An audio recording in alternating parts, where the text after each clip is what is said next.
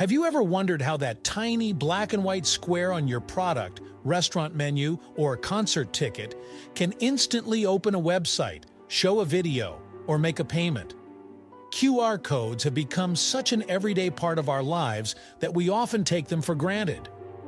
But behind that pixelated pattern lies a fascinating system of design, mathematics, and data encoding that allows an enormous amount of information to be stored and read in a fraction of a second.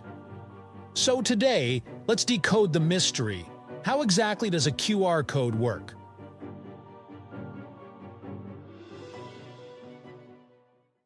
To start, QR stands for Quick Response. It was invented in 1994 by a Japanese engineer named Masahiro Hara, who worked for a company called Denso Wave, a subsidiary of Toyota. Back then, the automotive industry needed a faster way to track parts and components during production. Traditional barcodes, which could only hold information in one direction, horizontally, were too limited. They could store about 20 characters at most, and workers often had to scan multiple barcodes on one box to get all the details.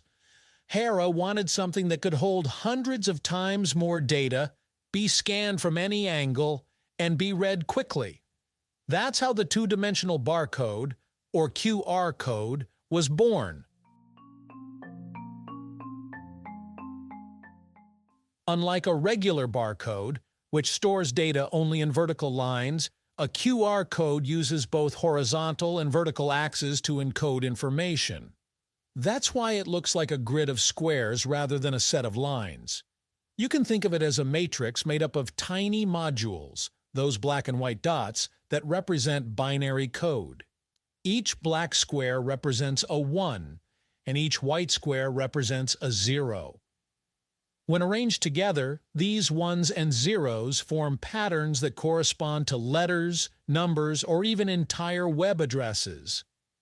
The amazing part is that QR codes can hold up to 7,089 numeric characters or 4,296 alphanumeric characters, so they're capable of storing far more than you'd expect from a small square.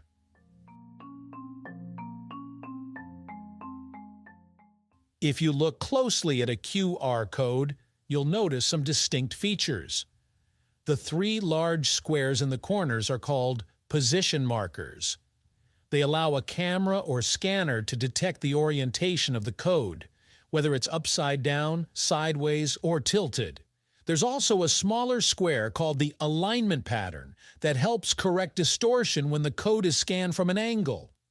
Between these markers are timing patterns, alternating black and white lines that help the scanner determine the size of the data modules. All of these elements work together to make QR codes readable even in challenging conditions, like low light or when partially damaged. Now, when your smartphone scans a QR code, what's actually happening is a process of image recognition and decoding. The camera captures the image of the QR code and converts it into a digital signal. The scanning software then locates the 3 position markers and calculates the code's orientation. Once the system knows how the code is aligned, it divides the grid into tiny squares and begins interpreting the black and white modules as binary data. The data is then grouped, checked for accuracy, and translated into meaningful information, such as a URL, a text message, or even payment data. This entire process happens in milliseconds, giving the illusion that the phone instantly understands the code. One of the most brilliant features of QR code design is error correction. When Masahiro Hara's team developed the QR code, they wanted to ensure that even if part of the code was scratched, smudged, or covered, it could still be read. To solve this, they used a mathematical algorithm called the Reed-Solomon error correction method. This technique adds redundant data to the code, so even if up to 30% of the QR code is damaged, the missing information can still be reconstructed. That's why you can still scan a QR code that has a logo in the middle or one that's slightly torn, because the system was built to guess the missing parts using its redundant patterns.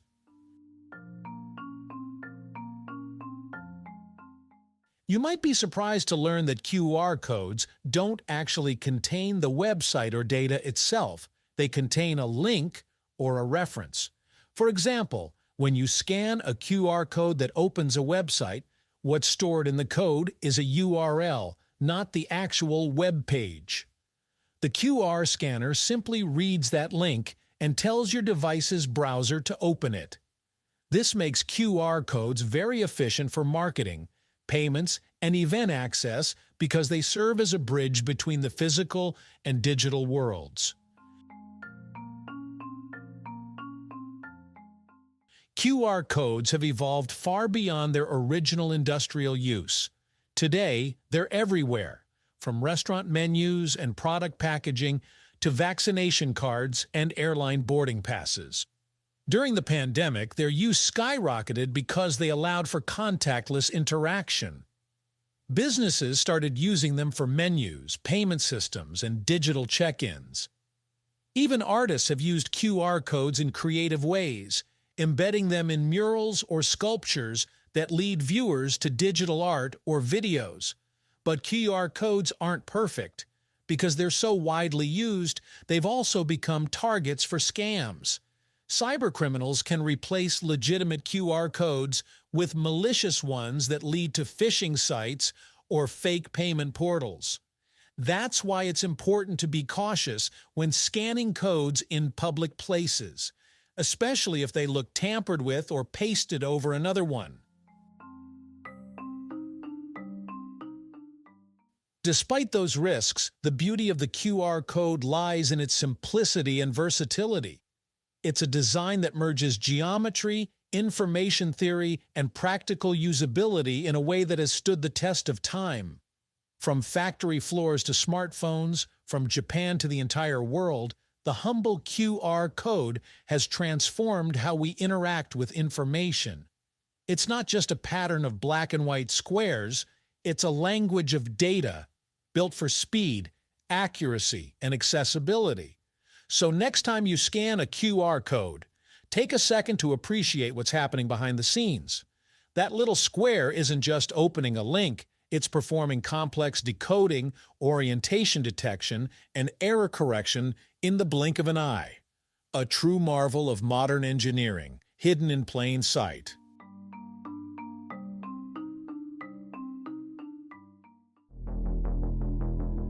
Thank you for watching. If you enjoyed uncovering the hidden stories behind everyday things, don't forget to like, share, and subscribe to Ginosko. Hit the bell so you never miss a new discovery. Until next time, keep exploring the world's surprising backstories.